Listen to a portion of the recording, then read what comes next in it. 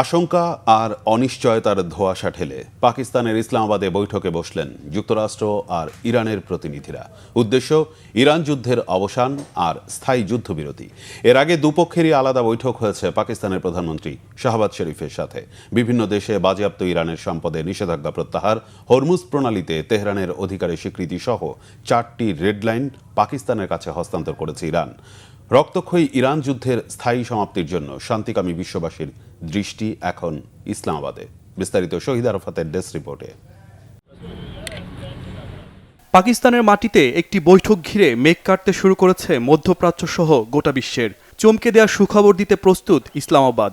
এই সুযোগের শর্তে অটুট থেকে সমাধান আদায়ে জোর তৎপরতায় ব্যস্ত যুক্তরাষ্ট্র আর ইরানের প্রতিনিধিরা। আলোচনার আগে কয়েক দফায় আলাদা বৈঠকে উঠে এসেছে শর্ত আর দাবি দেওয়া, অপেক্ষার উৎকণ্ঠা। কারা হাসবে শেষ হাসি। শান্তি আলোচনায় ইরানকে নেতৃত্ব দিচ্ছেন দেশটির পার্লামেন্ট স্পিকার বাগির গালিবাফ।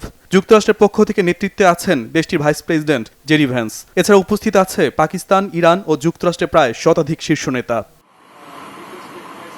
মূল আলোচনার আগে ইসলামাবাদে পাকিস্তানের প্রধানমন্ত্রী শাহবাজ শরীফের সাথে বৈঠক করেন যুক্তরাষ্ট্রের ভাইস প্রেসিডেন্ট জেডি ভ্যান্স ও ইরানের প্রতিনিধিরা। মধ্যপ্রাচ্যে স্থিতিশীল পরিস্থিতি ফিরিয়ে আনতে কূটনৈতিক সমাধানকে বিশেষভাবে অগ্রাধিকার দিচ্ছেন সব পক্ষ।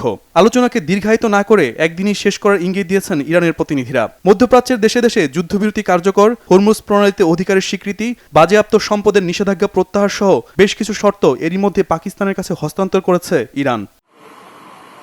শান্তি আলোচনায় বসার আগে তেহরানের শর্ত মেনে কাতার ও বিভিন্ন ব্যাংকে বাজেয়াপ্ত ইরানের 6 বিলিয়ন মার্কিন ডলার ছেড়ে দিতে রাজি হয়েছে ওয়াশিংটন। ইরানের পক্ষ থেকে এ তথ্য নিশ্চিত করা হলেও ওয়াশিংটন বিষয়টি অস্বীকার করেছে। নাম প্রকাশে অনিচ্ছুক যুক্তরাষ্ট্রের কর্মকর্তারা বলছেন, হরমুজ প্রণালীতে নিরাপদে চলাচল নিশ্চিত হলেই ওই 6 বিলিয়ন ডলারের বিষয়টি নিয়ে সিদ্ধান্ত হবে।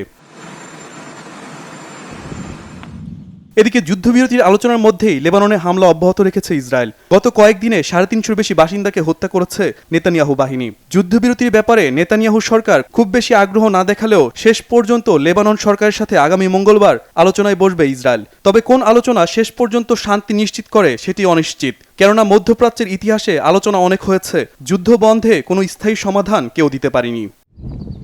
শহীদ Arafat, Bangla vision, news desk.